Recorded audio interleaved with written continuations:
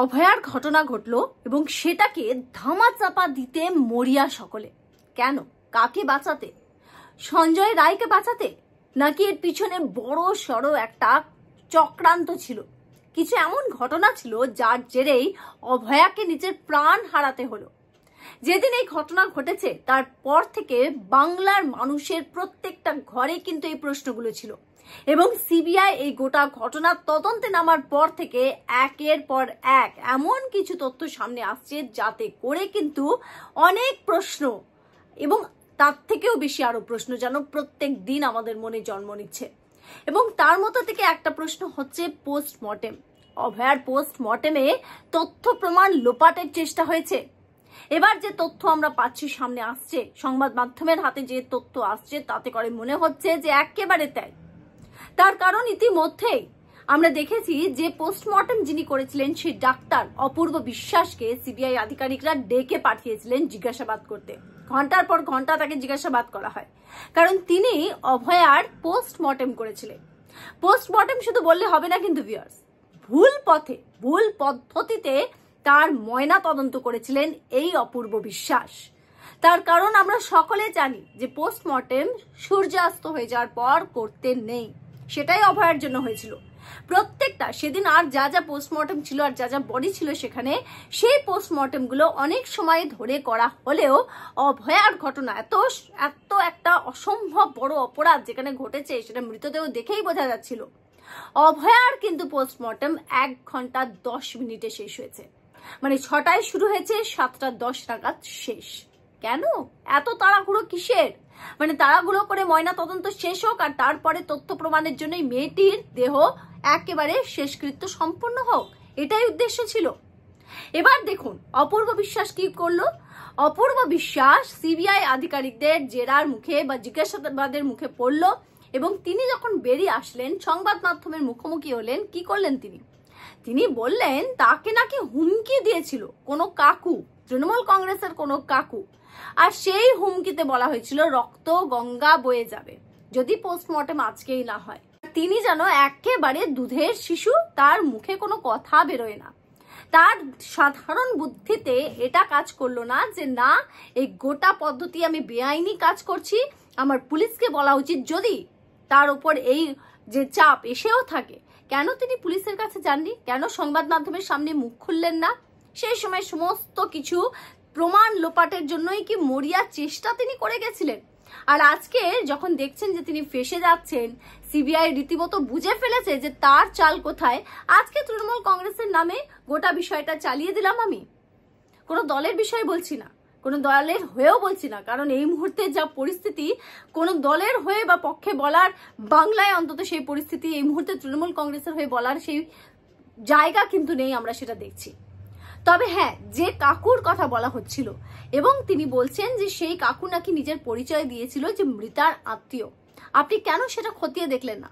কোনো একটা আপনার কাছে হুমকি এলো আর আপনি বেআইনি কাজ করে ফেললেন। অপূর্ব বিশ্বাস, আপনি নাকি ডাক্তার, আর বাইরে আপনি দেখছেন যে সেই জুনিয়র ডাক্তারগুলো আজকে যেভাবে প্রোটেস্ট করে, যেভাবে দাবি তুলে রীতিমতো প্রশাসনের সঙ্গে মুখোমুখি লড়াই করলেন, আর আপনি কি করলেন? একটা সামান্য চাপ আসলো আর আপনি বেআইনি পথে বেআইনি কাজ করে যারা অপরাধ করেছে তাদেরকে আড়াল করার চেষ্টা করছেন। এই প্রশ্নগুলোই এখন বাংলার মানুষ তুলবে অপূর্ব বিশ্বাস। অন্যদিকে আমরা দেখেছি যে মাত্র বলা হচ্ছিল বারবার যে এই ঘটনায় অর্থাৎ অভয়ার ঘটনার সঙ্গে অনেক কিছু জড়িত এমন রয়েছে, যেটা জুনিয়র ডাক্তাররা বারবার অভিযোগ তুলেছিল। নিরাপত্তা নেই বা এই ঘটনার পিছনে একটা বৃহত্তর কনস্পিরেসি আছে যেটা মনে করা হচ্ছিল।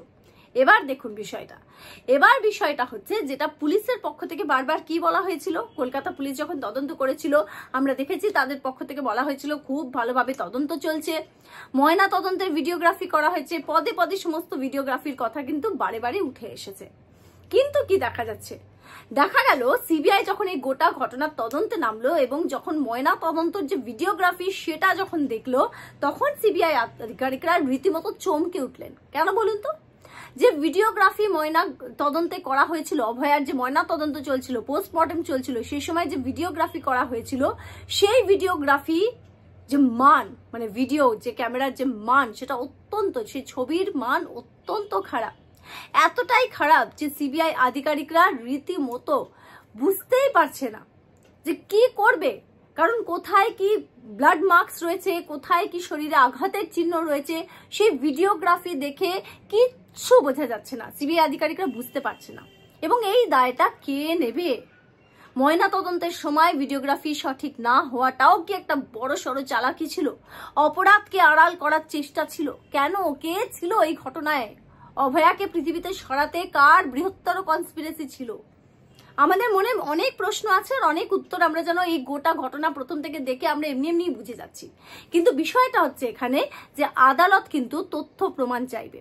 আর এই বিষয়টা যারা অপরাধ করেছেন, যারা প্রমাণ লোপাট করেছেন, তারা খুব ভালো করে জানতেন যে যদি আদালতের কাছে প্রমাণ না পাওয়া যায় তাহলে কিছু প্রমাণিত হবে না। এমনকি আপনাদেরকে বলে রাখি, সঞ্জয় রায়ের কতটা সে দোষী সাব্যস্ত হবে সেটা নিয়েও এখন অনেক দিক কিন্তু সন্দেহ আছে। কেন বলুন তো? কারণ তার বিরুদ্ধেও তো প্রমাণটা দিতে হবে আদালতকে। সেই প্রমাণটুকু কি সন্দীপ ঘোষ এবং তার সাগরেতরা রেখেছে? অপূর্ব বিশ্বাস সন্দীপ ঘোষের সাগরেত হয়ে কাজ করেছে?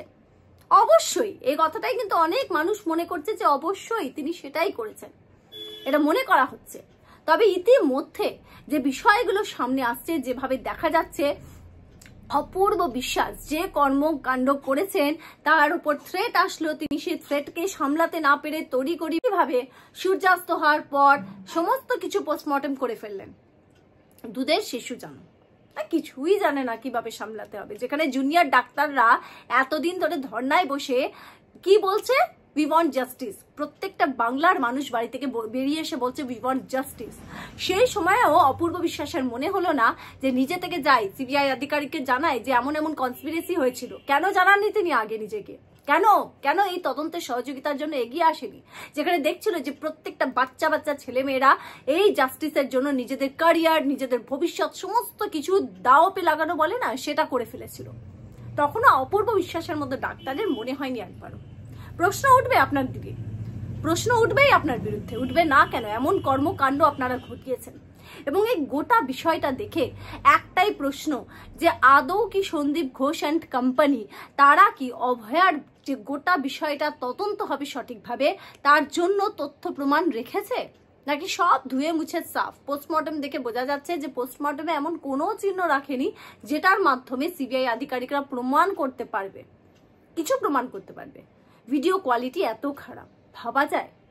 মানে একেবারে স্পষ্ট যে শুধুমাত্র এই ধর্ষণ এবং খুন নয়, মানে খুনটা উদ্দেশ্য ছিল, ধর্ষণটা হয়তো সেই খুনটাকে ধামাচাপা দেওয়ার জন্য করা হয়েছে। এখন এই প্রশ্নগুলোই কিন্তু আমাদের মনে উঠছে, সাধারণ মানুষের মনে উঠছে।